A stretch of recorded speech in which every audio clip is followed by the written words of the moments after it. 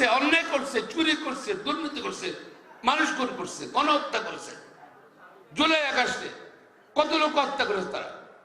বিএনপির 500 পার্টনার দেখুন হত্যা করছে এবং ভয়ে দেশ থেকে ফলে গেছে। ফলে কি হলো? পাকিস্তান বাংলাদেশের ইতিহাসে, ভারতের ইতিহাসে কখনো কোন সরকার প্রধানমন্ত্রী পলায় যায়নি। একমাত্র উনি ইনশাল্লাহ বিশ্ব রেকর্ড করলেন নাকি? এখন আওয়ামী লীগের অবস্থা কি?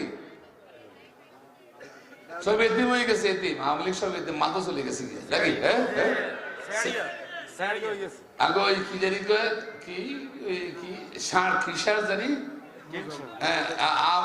আমাদের বঙ্গবন্ধু ষাঁড় কোনায় গেছে? হ্যাঁ, তার গডফাদার কোথায় গেছে?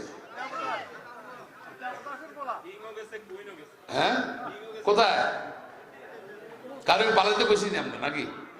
জনরোষের ভয়ে পলাই গেছে।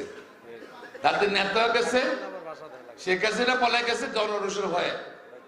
এবং আওয়ামী লীগের মাঠ পর্যায়ে, গ্রাম পর্যায়ে আওয়ামী লীগের লোকগুলো ফলে গেছে গিল্লি।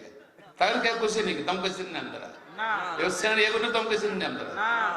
কিন্তু ছেড়িয়ে নাকি এমন নোয়াখাইলে কয়, হ্যাঁ এদিন দমকল দেয় না লাগে, এমনি ভুলে গেছে নাকি? হ্যাঁ, তারা জানে এই অপরাধ, যা অপরাধ তারা করেছে, বিএনপি নেতা কর্মী লাগবে না, আপনারা কিছু করবেন না। জনগণই 15-16 বছরে যে অপরাধ করছে সেটা উসুল করে নেবে জনগণ নাকি? হ্যাঁ, বিএনপি লাগবে না, বিএনপি নেতা করবে, সেনিয়া করবে, মারে না নাকি? হ্যাঁ, এতে তো একটা কথা বলি, তাই বলে সেনিয়া গুন্ডের লগে লগে আসবেন নাকি? হ্যাঁ, দল বাড়ানোর লেগা সেইটা হবে না।